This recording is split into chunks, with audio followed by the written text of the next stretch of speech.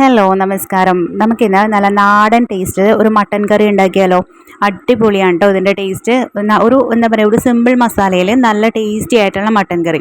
ഈ മട്ടൻ വെച്ചിട്ടുണ്ടല്ലോ, ഈ കർക്കിടക മാസത്തിൽ സൂപ്പ് ഉണ്ടാക്കി കഴിക്കുന്നത് നല്ലതാണ്. ഹെൽത്തിന് നന്നായിട്ട്, ആരോഗ്യത്തിന് നല്ലതാണെന്നാണ് പറയണത്. അപ്പോൾ കറി ഉണ്ടാക്കുമ്പോൾ നമ്മൾ ഒരുപാട് മസാലകളൊന്നും ചേർക്കാതെ വേണം ഈ മാസം കഴിവതും കഴിക്കാനായിട്ട്. അതാണ് ആരോഗ്യത്തിനും നല്ലത്. അപ്പോൾ ഇതുണ്ടാക്കാനായിട്ട് നന്നായിട്ട് കഴുകി വൃത്തിയാക്കി എടുത്തിട്ടുള്ള മട്ടനാണ്.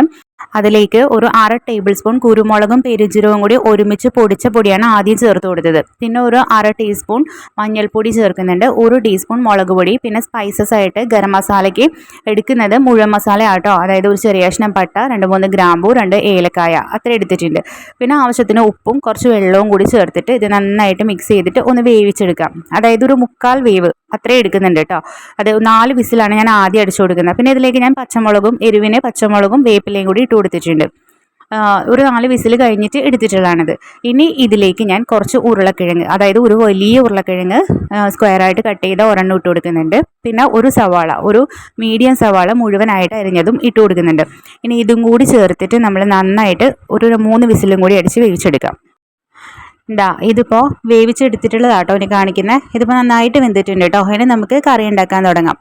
ഇനി ഒരുപാട് ഇട്ട് ഇളക്കണ്ട, കാരണം ഉരുളക്കിഴങ്ങൊക്കെ 3 വിസിലാകുമ്പോൾ തന്നെ നന്നായിട്ട് വെന്തിട്ടുണ്ടാവും. അപ്പോൾ അത് ഉടഞ്ഞു പോകാതെ നോക്കണം. ഇനി ഒരു ചട്ടി വെച്ചിട്ട് അതിലേക്ക് നമ്മൾ ചൂടാക്കിയിട്ട് ആവശ്യത്തിന് എണ്ണ ഒഴിച്ചു കൊടുക്കുക. ഒരു 3 ടേബിൾ സ്പൂൺ എണ്ണ ഒഴിച്ചിട്ടുണ്ട്.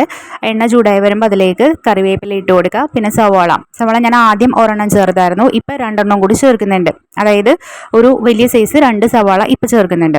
അത് അരിഞ്ഞെടുത്തതും കൂടി ചേർത്തിട്ട് നന്നായിട്ട് സവാള വഴിച്ചെടുക്കുക കേട്ടോ. സവാള ഒരു പകുതി വേവാകുമ്പോൾ നമുക്ക് അതിലേക്ക് ഒരു 10 ഉള്ളി അരിഞ്ഞെടുത്ത് വെക്കുക. ചെറിയ ഉള്ളി 10 അരിഞ്ഞതും, അതുപോലെ ഇഞ്ചിയും വെളുത്തുള്ളിയും ഒരു എന്താ പറയുക, ഒരു 10 വെളുത്തുള്ളി, വലിയ വെളുത്തുള്ളി ചതച്ചതും, അതുപോലെ ഒരു വലിയ കഷ്ണം ഇഞ്ചി ചതച്ചതും കൂടിയിട്ട് ചേർത്ത് കൊടുത്തിട്ട് അതും കൂടി ചേർത്ത് വഴറ്റണം.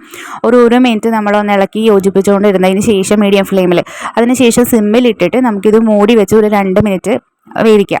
അപ്പോൾ സവാള പെട്ടെന്ന് വെന്ത് കിട്ടും കേട്ടോ.